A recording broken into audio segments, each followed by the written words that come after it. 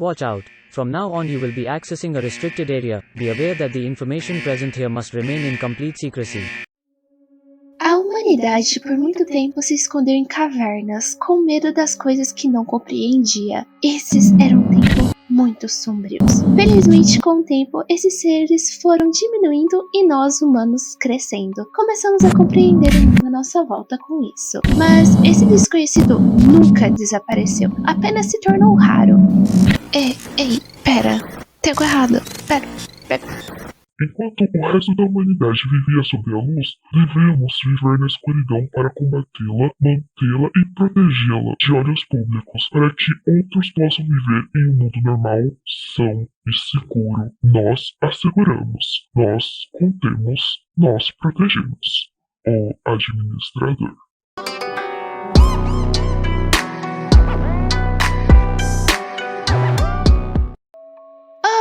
Olá, meus tenebrosos, tudo bem com vocês? Não sei quanto a vocês, mas em minha infância eu vivia lendo sobre creepypastas na internet, principalmente nas páginas de Facebook. Com o tempo eu deixei de ler tanto essas histórias, provavelmente porque eu li tanto que eu acabei enjoando, e larguei de lado todo esse universo maravilhoso que era o terror escrito. Porém, há alguns meses atrás, eu estava andando pelo YouTube afora quando me deparo com um vídeo com o seguinte título: SCP. E a thumb continha um monstro bem estranho, e foi assim que eu conheci o maravilhoso mundo da SCP. Mas o que é SCP, Dango? O que é Fundação SCP? Eu nunca ouvi falar sobre isso. Bom, é um site que registra as atividades da Fundação SCP, Secure, Contain and Protect.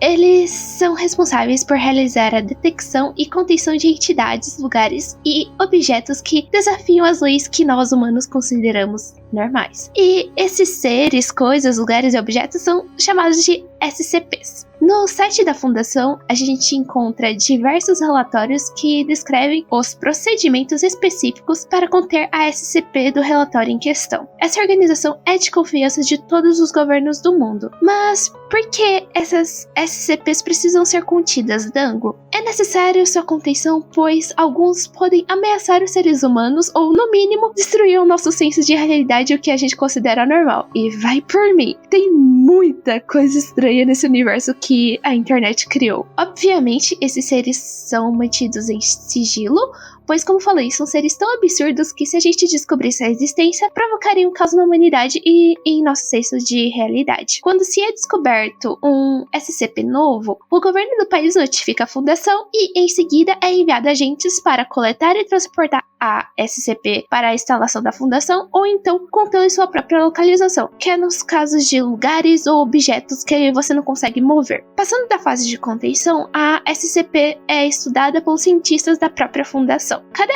SCP possui um documento específico que descreve de forma extremamente detalhada sobre como devemos contê-la e detalhes sobre a própria SCP em si, além de um número único para diferenciá-la das outras. Eu irei deixar para vocês o link da fundação em português para vocês darem um bisu. Lembrando que a idade indicada para a leitura, devido a alguns temas sensíveis e descrições presentes nos documentos, é de 14 anos. Inclusive, caso você queira se tornar membro também, para aqueles que gostam de escrever histórias, é uma boa. Afinal, o documento precisa seguir um estilo específico para ser postado, além do documento também necessitar de um linguajar semi-técnico. A primeira SCP criada, incrivelmente, não é chamada de 001, e sim 137. E seus documentos foram originalmente postados no 4chan. A seguir, irei deixar um documento para vocês terem uma ideia de como são os documentos.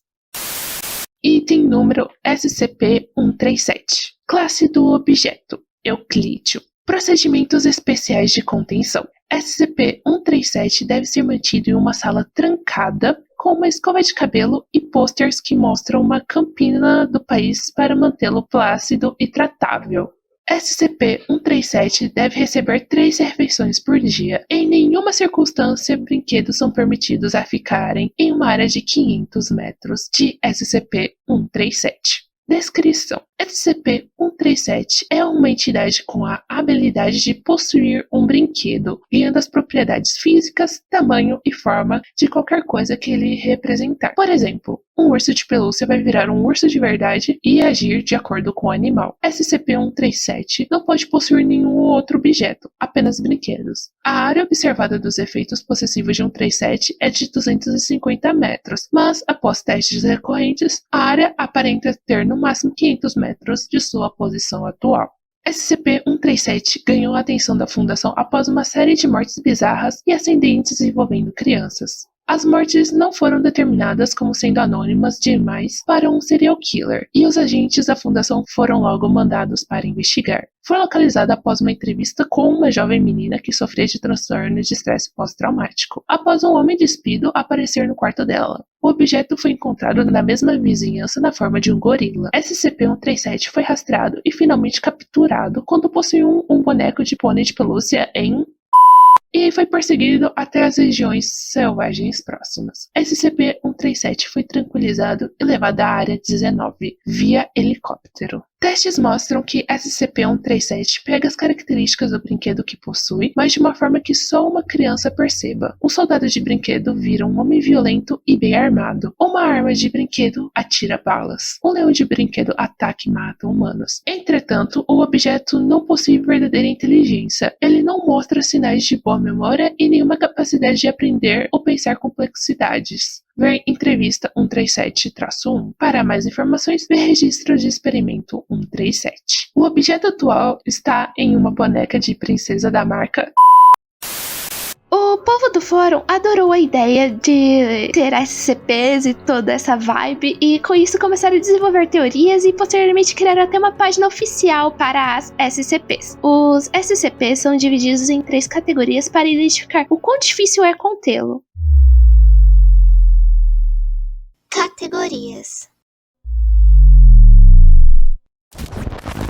seguro.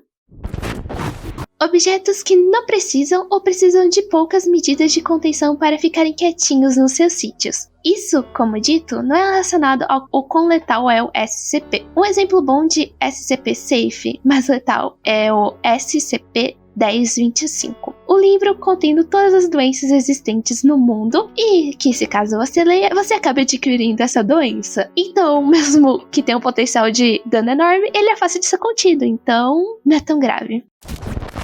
Euclídeo.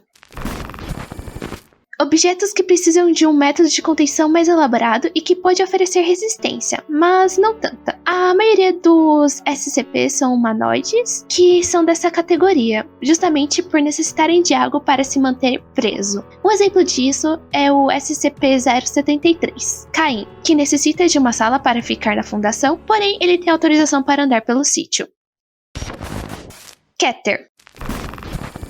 Objetos que precisam de métodos radicais de contenção, sendo extremamente difíceis de conter. Geralmente demonstram um comportamento hostil e pouco colaborativo, sendo sua permanência fora da contenção extremamente perigosa. O clássico SCP-106 é um exemplo disso, o Homem Velho, visto que os métodos de contenção dele mudam regularmente por sua instabilidade e alta letalidade. Existem outras classes também que não são tão utilizadas, como neutralizado, mostrando que o SCP não está mais ativo, ou Taumiel, quando o SCP em si é um método de contenção. Vai entender. Como eu disse, é um mundo muito vasto e eu só trouxe algumas categorias para vocês terem ideia o quão elaborado é esse mundo que eles criaram. Para os gamers viciados em jogos de terror, temos também o jogo baseado nesse site fictício, chamado SCP Constantment Breach. Nele, você controla os D-Class, que são o rank mais baixo da fundação. Esses D-Class são utilizados como cobaias para testar os SCPs. Sabe, tipo um monstro que, se você parar de olhar ele, ele pega e te ataca? Então, ele está com uma pessoinha para ver se realmente isso acontece, sabe?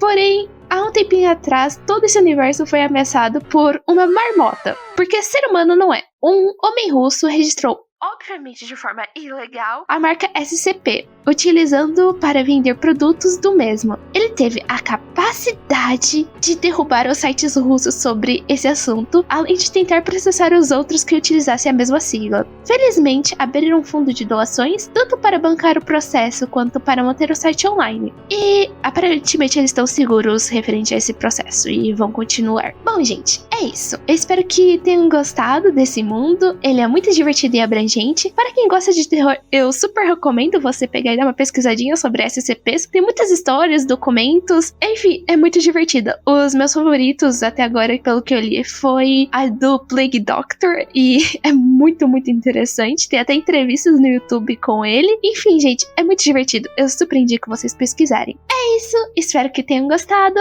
Um beijo, um brigadeiro e até mais, pessoal!